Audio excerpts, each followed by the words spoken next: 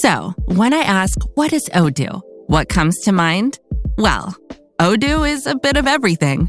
Odoo is a suite of business management software that some people say is like fertilizer because of the way it promotes growth. But some people also say Odoo is like a magic beanstalk because it grows with your company and is also magically affordable. But then again, you could look at Odoo in terms of how its individual software programs are a lot like building blocks. I mean, whatever your business needs, manufacturing, accounting, HR programs, you can build a custom software suite that's perfect for your company. So, what is Odoo? Well, I guess Odoo is a bit of everything.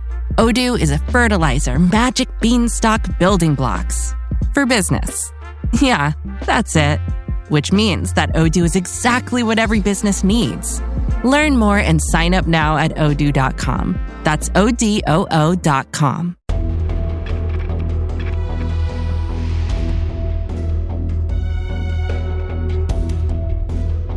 Welcome back to Mystery and Murder, analysis by Dr. Phil, the podcast that dives into the most shocking, headline-grabbing cases. Join me as we unravel the hidden truths behind these gripping stories and the people at the center of them. What I try and do in this podcast is take you inside these cases, inside the motivations and the thinking of all the players involved, the psychology behind the actions of the key players. On today's episode, we're diving into a case that has baffled the public for over a decade. This isn't a cold case. Let me assure you, this is a very active case, and there are things going on within this case right now as we speak, this very minute. Ellen Greenberg was a vibrant young woman, happily engaged with a seemingly bright future ahead until one tragic day when her fiancé, Sam, discovered her lifeless, bloody body in their apartment. His frantic 911 call marked the beginning of a mystery that remains haunting to this day.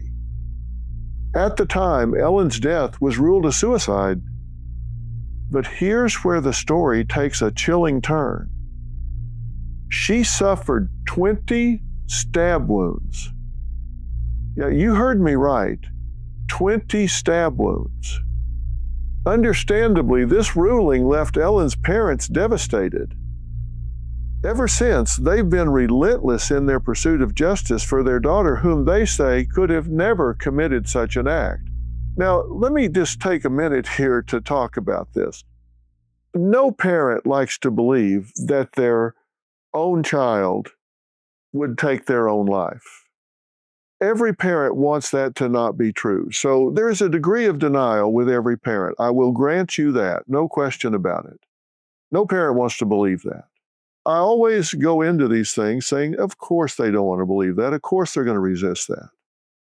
But when you examine the facts, I have to say they have a legitimate reason to resist this. So many questions arise. Among them, how could a woman stab herself so many times? The unsettling facts of this case have captivated true crime enthusiasts, sparked controversy in the legal and medical communities, and raised troubling questions about the investigation's competence and even the ethical conduct of those involved.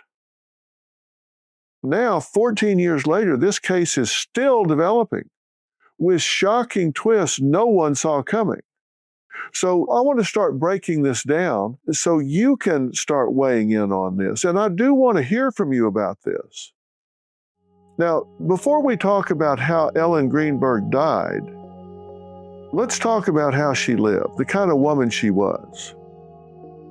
Ellen Ray Greenberg was born in 1983 to parents Josh and Sandy Greenberg. She was an only child, born in New York City, and by the age of 9, the family had relocated to the historic family suburb of Harrisburg, Pennsylvania. Now, she graduated with a communications degree from Penn State, where she worked as what they call a lionizer, a tour guide for football players and their parents. Her close friends recall that she was great at tennis, fun-loving, and highly organized. Definitely a type A achiever. Now, while Ellen was initially on track to become a speech pathologist, she realized that her actual dream was to become a teacher. So she began attending Temple University at night, earning her teaching credentials, and eventually became a teacher at a school in Philadelphia. So by all accounts, Ellen was a well-adjusted, well-liked, motivated, attractive young woman who was so ambitious and intelligent. Quite the catch. Everybody would agree about that. Ellen met her fiancé, Sam Goldberg, back in 2007 when she was 24. They were set up by a mutual friend on a blind date. From the outside, they seemed well-suited. Photos of them depict a good-looking, dark-haired couple, often photographed with their arms wrapped around each other. Ellen beaming with a huge smile. They were the kind of couple you would just envision growing old together. And who was this fiancé? Who was Sam Goldberg? Well, he apparently also had what you would call a normal upbringing. Said to be a boy of privilege, his father owned a confidential document destruction and recycling company in Newcastle, Delaware. Sam was known as a fun, nice, popular high school student. He was considered one of the cool kids. He too graduated from Temple University and then began work as a sports TV producer. Now, I keep coming back to this, but by all appearances, everything between Ellen and Sam seemed perfectly normal. I understand normal is a term that you can't really define. If you go to the library and you go to the abnormal psychology section, rows and rows of books, stacks and stacks of books. If you go look for normal, there might be one pamphlet on a shelf at the bottom. Nobody knows what normal is. But what I'm talking about is it's what you would expect from a happy couple. They did happy things. They smiled a lot. They were openly affectionate. They laughed a lot. They were participative. They seemed to support one another. They were definitely an enviable couple. They had been together for 3 years when Sam proposed in 2010. And they lived in a nice 6th-floor apartment with views of the river. With their wedding set for August of 2011, Ellen was juggling a busy schedule, balancing work and planning for the big day. Now, of course, there were signs of stress. Lately, Ellen had seemed more anxious, not quite her usual bubbly self, but we'll get into that later. A whole lot more later. For now, as far as anyone knew, life was moving forward for the couple as planned. On January 22nd, 2011, Ellen sent out save the dates for her wedding guest. A mere 4 days later, Ellen would be dead. Her wedding dream shattered on a cold, bleak winter day.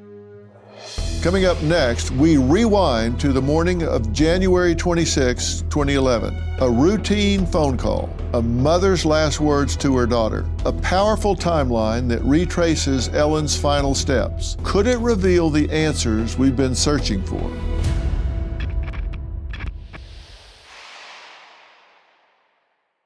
Despite some post-election optimism, Wall Street is already bracing for a rough rest of 2025. When Warren Buffett starts dumping blue-chip stocks and stacking up cash, you've got to ask yourself, what does he see coming? I trust Preserve Gold to safeguard my accounts, and I urge you to do the same. They're the only precious metals company I recommend. When uncertainty is this high, smart people look for stability. That's why physical gold and silver might just be what your finances need. Text Dr. Phil to 50505 to get your free precious metals guide from Preserve Gold. With gold prices recently breaking records and analysts predicting this trend to continue through 2025, you cannot afford to wait.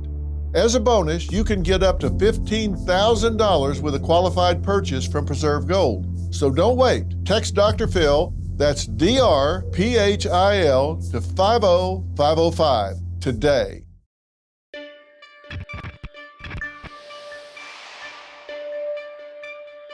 Now, let's go back to the day of Ellen's death, January 26, 2011, and retrace her steps to see if we can get some clarity. Let's look at a timeline of those last few days. Okay, it's around 7 a.m. that morning. Ellen speaks to her mother, Sandy. It's more or less a typical, unremarkable call. When they're about to hang up, Ellen tells her mother that she loves her. Her mother responds, "I love you more. Sandy doesn't know it will be the last time she ever hears her daughter's voice." Soon after their conversation, Ellen arrives at her elementary school to teach. Now, on this day, there's severe weather. A nor'easter is brewing, so the faculty and students are notified that they're getting out early. So around noon, Ellen receives a text from a friend that says, yeah, you're getting out early, and Ellen replies, "Thank goodness." Now we're into the afternoon. Ellen departs the school. It's about 1:15. She drives home, but on the way, she stops for gas around 1:26 at a gas station near her apartment complex. Her credit card shows that she filled her tank with about $41 worth of gas. At 2:30, Ellen makes a call to a local restaurant. At 2:33, she makes another phone call to someone, that call lasting about 30 seconds. Now she's back in her apartment and she remotely enters grades for her first grade students. It's now 3:47 p.m.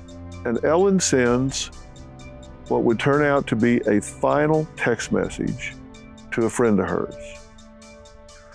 So far, Ellen's day seems about as typical and routine as you could imagine. She got dressed, spoke to her mother on the phone, went to work, ran an errand, made a few calls, did some work at home. Nothing about her actions suggests anything foreboding, anything out of the ordinary. By late afternoon, we know that Ellen and Sam were together at some point before 4:45. Now let's track both their movements from this point forward. This is when their lives were changed forever. At 4:45 p.m., we know that Sam left the couple's home while Ellen was allegedly using her laptop because the surveillance camera at their apartment building captured Sam entering the on-site gym. At 5:30 p.m., Sam exits the gym on the first floor of the complex.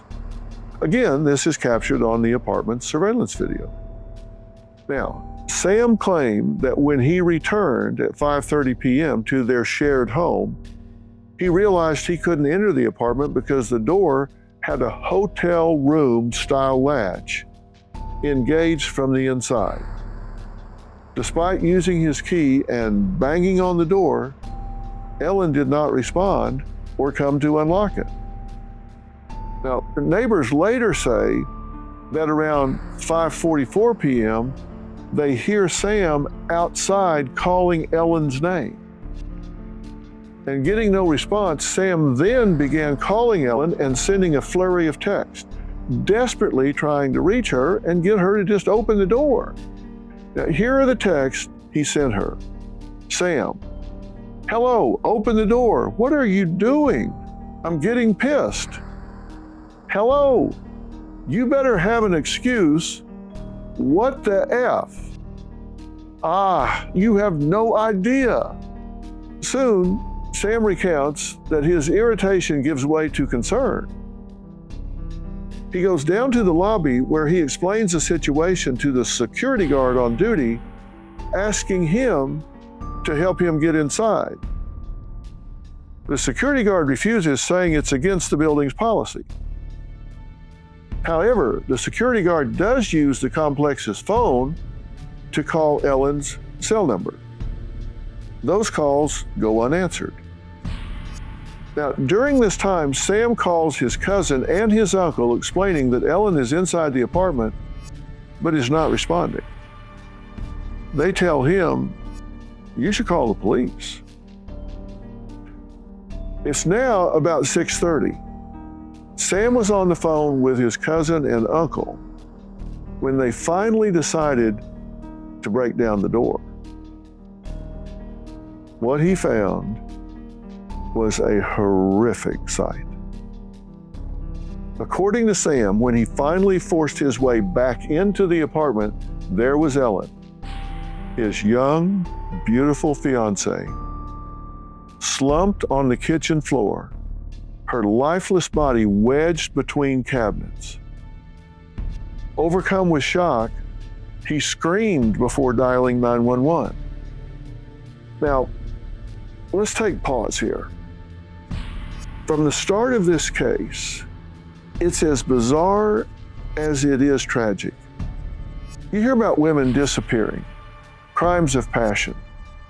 But this is something entirely different. Sam leaves his fiancée alone for less than an hour.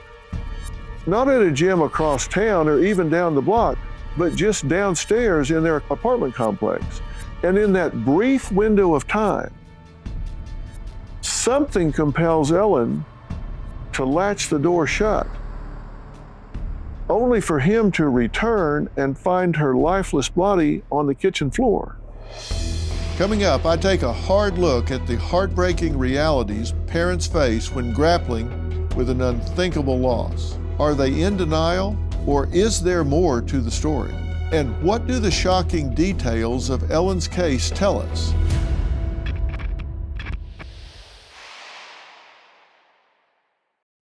You've heard me talk about Jace Medical. If not, listen up, because they're doing incredible work in medical preparedness. And today, I've got two major updates to share. First up, the ivermectin use case.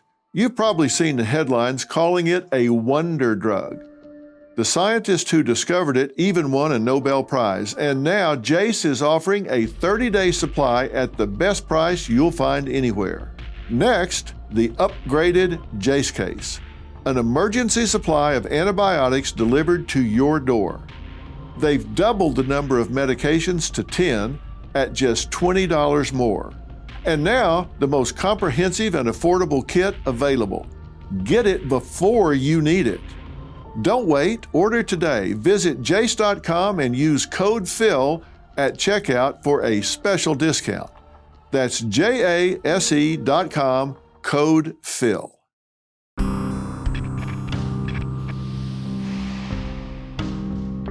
Look, already the pieces just don't fit. So let's take a listen to Sam's 911 call and analyze as we go. Help! I need a emergency now. I just walked to my apartment. My fiance's on the floor with blood everywhere. What is the address? Please come, help now. Is this a house or apartment? Oh no! It's an apartment. Please hurry, please. Where is she bleeding from? I don't know. I can't tell. No, sir, you have to calm yourself down in order to get you some help. I'm sorry. Okay. I don't know. I'm looking at her right now. I can't see anything. There's nothing broken. She's bleeding. Ellie! You don't know where she's bleeding from? Can't tell where the blood's coming from? I think her head. I think she hit her head, But it's everywhere. Okay, sir. It's everywhere. Think she might have fallen? Do you know what happened? She may have slipped. There's blood on the table. Her face is a little purple. Okay, hold on for rescue for her. Stay on the phone. Okay, a couple of things to note here. First of all, it's expected that if you're a man seeing a woman you love, your soon-to-be bride on the floor and drenched in blood, of course you're going to be distraught. You're going to be hysterical. Your breathing is going to be more erratic. Your body is going to surge with adrenaline. So Sam stammering and struggling to put together a cohesive sentence on this call, it just doesn't seem like a red flag to me, not at first, anyway. He does state their address pretty quickly, and he asks the 911 operator to please send help as soon as possible. However, it's intriguing that Sam hesitates when the operator asks for specifics about Ellen's injuries. The 911 operators that he's speaking with are following protocol. They're trying to get as much information about the patient ahead of time so they can pass this on to EMS. Plus, they need to ascertain if the person making the 911 call can be of any medical assistance to the victim in real time, because right now, that's the only person on scene. And they might be able to take life-saving steps that could be outcome determinative with this person. I found his answers a bit vague. He's sitting there with his fiancée, as up close and personal as it gets at this point, right? I mean, he's right there. He knows her intimately. He says, it looks like she slipped. I think she hit her head. You don't have to be Sherlock Holmes or some kind of forensic prodigy to identify the most likely source of visible bleeding. Remember, at the very start of this episode, I told you that Ellen's body had been stabbed 20 times. Now, granted, how many of us have seen somebody that's been stabbed?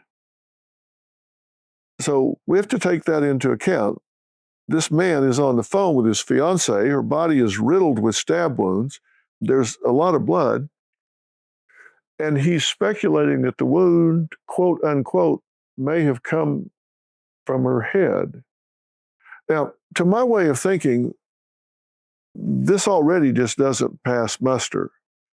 You'd think he'd be yelling at the top of the lungs something to the effect of, my fiancée has been stabbed. But he's not saying that. The details he's giving in this life-death moment are pretty sparse. Now, people react differently under shock. And I want to say right now that with all the time that they've had to investigate this, all the time they've spent looking into this, no one, including Sam, has been named as a person of interest, let alone a suspect. The fact that I'm commenting on the unusualness of his responses, I don't mean to suggest that he's lying or hiding something. I don't know. I'm just stating the facts as we go. They may be explained later as we get further down the road, but they get even more bizarre. Well, let's just keep going. Another operator gets on the line to speak with Sam. Let's listen to that. What's wrong? I went downstairs to go work out. I came back up. The door was latched. My fiance's inside. She wasn't answering. So after about a half hour, I decided to break it down. I see her now just on the floor with blood. Like she's not responding. Okay, is she breathing? Look at her chest. I need you to calm down, and I need you to look at her chest. It's really. I really don't think she is. Listen to me. Someone's on the way. Look at her chest. Is she flat on her back? She's on her back. So I bring her. Look at her chest and tell me if it's going up and down, up and down. I don't see her moving. Okay, do you know how to do CPR? I don't. Okay, I can tell you what to do, okay, until they get there. I want you to keep her flat on her. God. Hello? Yeah, hi, okay. Are you willing to do CPR with me over the phone until they get there? I have to, right? Okay, so get her flat on her back, bare her chest, okay? You want to rip her shirt off. Okay? You need to kneel down by her side. Oh, my God. Allie, please. Listen, you can't freak out, sir, because you Okay, I'm trying not to. Her shirt won't come off. It's a zipper. Rip oh, it my off. God. She stabbed herself. Where? She fell in a knife. Oh, no, her knife's sticking out. Her what? There's a knife sticking out of her heart. Oh, she stabbed herself? I guess so. I don't know where she fell on it. I don't know. Okay, well, don't touch it. Okay, so I just let her here now. I mean, what do I do? No, I mean, you can't. If the knife is in her chest, it's going to be kind of hard for you to do CPR at this time. Oh, no. Oh, my goodness. Okay. Okay, so let's get this straight. According to his story, Sam has now been with Ellen's body and on the phone with 911 for at least a few minutes. But it's only now, when the 911 operator suggests that he try CPR, that he notices there's a knife sticking out of her chest. A knife that looks like it's stuck in her heart. Now, I don't know. As I said, everybody reacts differently under stress. And there's some things our minds just don't want to admit to consciousness. But again, you have to at least consider that that would be something that would kind of jump out at you if you come in and find your fiance in a bad way. And they say, well, what's wrong with her? And you say, well, she's fallen. It looks like she may have hit her head, and you fail to mention that she's got a knife sticking out of her chest. How would you miss that detail, even if you're in the throes of hysteria? Now, she was slumped over, and it's possible that with her hair and her head down and the way her body was bent over, that maybe it wasn't as prominent as you might think logically after the fact. As I'm saying, I'm not trying to prejudge that right now, but it goes on my list of things that I'm considering as I think through this. It's also worth noting that as soon as Sam mentions the knife, he rapidly provides two alternative theories for how the knife ended up being plunged into Ellen's chest. First, he says she stabbed herself, and then he pivots to suggest that she fell on the knife. Again, even in the face of trauma, what man in their right mind would think his fiancée could have accidentally slipped and literally impaled themselves in such a way? Of course, the operator proceeds to try and get more information from Sam about this knife. Listen to what she had to say. Okay, someone's on the way, and the knife is still inside? Wait, sir, what? The knife is still inside of her? Yes, I didn't take it out. Was it her chest or what area? It's in her chest. It looks like it's right in her heart. Okay, someone's on the way out there. Okay, just get. Oh my God! Okay. How old is she? She's 27. 27, and there's no sign of life at all. Like, turn to her arm. No, please don't be. What? Then turn to her arm and tell me if she responds to pain. Ellie. She's not. Her hands are still warm. I don't know if that means, but there's blood everywhere. I know, but you can't, and the knife is still inside of her. How far? Can you see how far it went in? It looks pretty deep. Okay. It looks it's a long knife. Okay, note that Sam initially starts to state the knife's length, mentioning that it's about 3 inches before stopping himself and simply stating that, well, it's a long knife. It also sounds like more than once he's on the verge of saying Ellen isn't breathing, or even that she's dead, but he hesitates, choosing not to say so at this point. So here's the rest of the call. Don't touch anything. Yeah, don't touch anything. Okay? I'm not touching anything. I can't believe this. So wait, it was just you there with her? We're the only ones here. And she ran in the door, you said latched it shut? No, I went downstairs to work out, and when I came back up, the door was latched. Oh. Like it was, it wasn't like it was, it was like locked from the inside, and I'm yelling, and I'm was yelling. Your house broken into? No. So there's no sign of a break-in? No sign of a break-in at all. There will be when you get here, because I had to break the latch, but to get in. Okay. And this is a house, right? It's an apartment. Apartment. Okay, that'll help. Oh my God. All right. Thank you. Mm-hmm. Bye.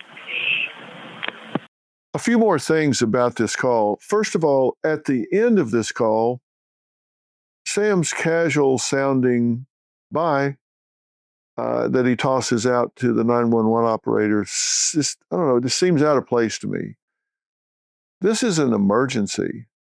His fiancée has been gravely injured. The casual tone of this bye just doesn't fit with someone who's hysterical. Now, to play the devil's advocate, one could give Sam the benefit of the doubt here. He's in shock, as I've said many times already. People react differently to difficult situations. When people go into shock, they express it in different ways. There's no right way to react when you're facing a situation like this. Some people freeze up, other people go into denial, they flash in and flash out, they dissociate from it. So we don't have a baseline on Sam. We don't have a baseline to determine how he behaves in these situations. This may be exactly how he reacts. He may go in and out, as a lot of people might. But it's interesting to note throughout the approximately 5-minute call, Sam does manage to be coherent. He's just not clear when it comes to regarding Ellen's injuries. And one could say, was this by design? You could also say, that's the hardest thing in the world to talk about. It's the hardest thing in the world to put a voice to. Of course he can't describe this. Let's see, she's got a knife plunged in her chest, looks like about a 10-degree angle. I mean, it's difficult to talk about those sorts of things. So, there are explanations on both sides of this. Oftentimes they say the first place to look is at the intimate partner, the spouse. So it's easy to jump to that conclusion here. And I want to be clear, it's been 14 years and there has been no person of interest. There has been no suspect named. I'm just trying to report the facts at this point. I'll let you make up your mind about how you interpret them. I'm not trying to suggest to you that Sam stabbed his fiancée 20 times.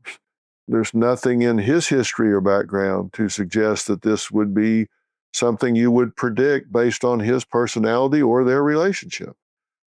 People do things out of the blue sometimes, but then there are often other explanations to explain things other than what seems obvious. I've spoken at length about the psychology of deception, the indicators of deception, and while we're not certain who has done this, an unthinkable tragedy. A young woman's life cut short far too soon. That much we know for certain, but why and how Ellen died, that has been the source of heated debate ever since. From day one, Sam has maintained that Ellen was struggling mentally and took her own life. Now, her parents, however, refused to accept that, insisting their daughter would never have done such a thing. So where does the truth lie? And after all these years, can we finally uncover it? Now, I said something earlier that I think is very important here. No parent likes to think about their child taking their own life. We know that because it means several things. It means that they were so distraught, so lost, so forlorn, so desperate, so alone, that they felt this was the only way out. That reflects poorly on the parent, right? Because it means either the parent missed it or the parent was unable to provide support and help and aid. And that's difficult for a parent to own. That's difficult for the parent to accept. They don't want that to be the case. As I say, anytime I hear a parent say, well, they said my daughter took her own life, well, that's just not possible. I don't think I've 10 times in my career heard a parent say, yeah, he or she did it, and we know it, and that's just the truth of it. Mostly, they're in stark denial about it. Sometimes they're right, sometimes they're wrong, but they're in denial about it. The reason I think these parents are more than just in denial about this is because the nature of these injuries, when you have at least 10 stab wounds to the back of the neck and in the back, that's pretty hard to do. Listen, things are changing. There was a time not too long ago, just maybe a generation ago, that you very seldom saw women take their own life in a way that was violent or painful. The statistics tended to show that they employed methods that were less violent and less painful and less traumatic, such as overdosing with pills or the exhaust in their car, in the garage, or some type of toxic poison, something like this. It's only in the last 20 years or so that we have seen an uptick in young girls or women hanging themselves. There has been a consistency of the slashing of wrist, but it has not been very long that we have seen a real frequency of them hanging themselves, shooting themselves, stabbing themselves, crashing their cars, things of that nature. That has changed some, but for them to immediately determine this was a homicide and then change it to a suicide, to me, this doesn't ring right. Something is going on here. To stab yourself is very painful. I'm sure most of us have cut ourselves at some point, but to stab yourself, and I'm the first to admit, when someone cuts their wrist, they often rehearse it. They'll do a minor cut and then maybe another minor cut before they finally make the deep, deadly cut. That's not what we're talking about here. We're talking about someone stabbing themselves in the back and neck, which is very hard to reach. I've studied the autopsy pictures. I can't understand how this could have been done. But to stab yourself 20 times, and it may have been more because some of these were in such close proximity that they were on top of each other. So it could have been 30 or more. But to stab yourself that many times before you make the fatal blow into your heart, it just doesn't seem right. I wanted to go back to some things early on. When you see people taking their own life, you seldom see forward thinking. She was sending out save-a-dates. And I'm not saying that something dramatic can't happen between the time somebody does something forward thinking and takes their own life. Something can happen, some trauma, some tragedy, but we don't see evidence of that here. She's sending out save-a-dates just 4 days earlier. She stops and fills up her car that day. She fills up her car, $41 worth of gas, and it is believed that that filled the tank. Why are you filling your tank up for something that will take you through the next week or longer if you don't intend to be here tomorrow? These are things that, from a psychological standpoint, if I'm trying to put myself in her head, why would you bother to do that?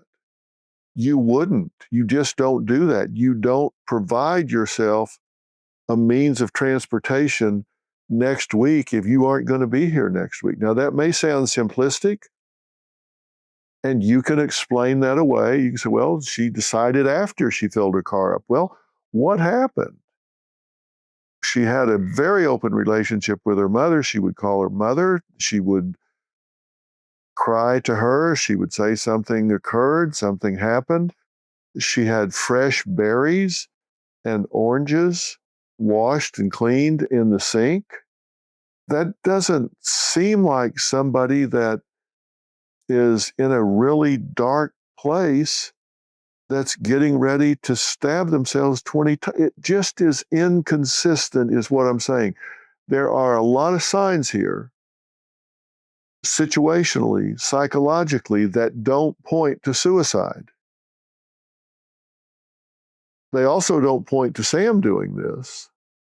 It just points to the fact that somebody did something to this young girl. Now, was she a paragon of mental strength and health? We're going to talk about some things in the next episode that tell us that she was having some stress in her life. There were some things going on. There's no question about that. She's young. She's having to deal with the stress of life and job and a marriage coming up and a wedding to plan, and you can get overwhelmed. But there's a difference between being overwhelmed and saying, I don't have a vision for the future.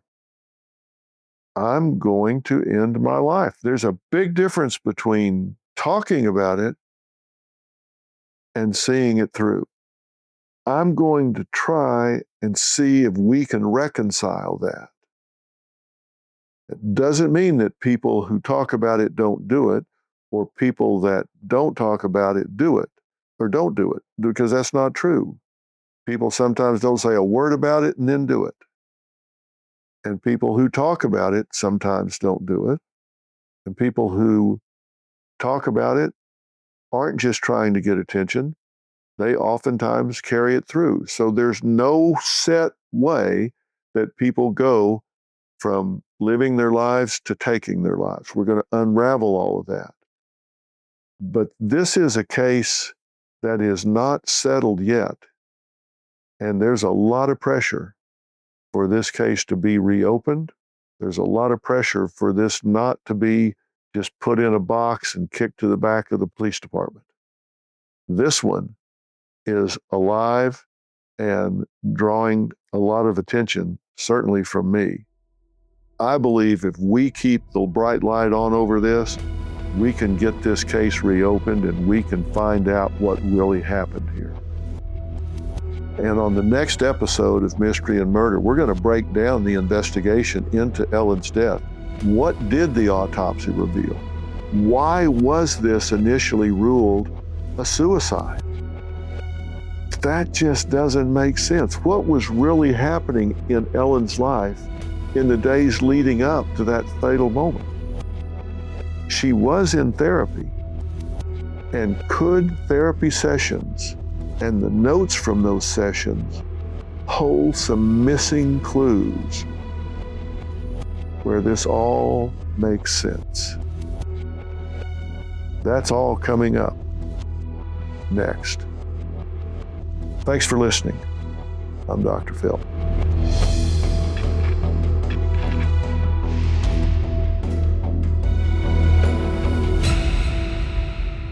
Hey, Dr. Phil here. My network, Merit TV, has it all. Now, let me blow your mind. Merit TV's got the news that matters. The selection of a new pope. Entertainment you crave. Busted. Everybody in a good mood today? And live events. Surprise. What am I, chopped liver? With serious punch. Big shot! Go to merittv.com and download the Merit TV app today.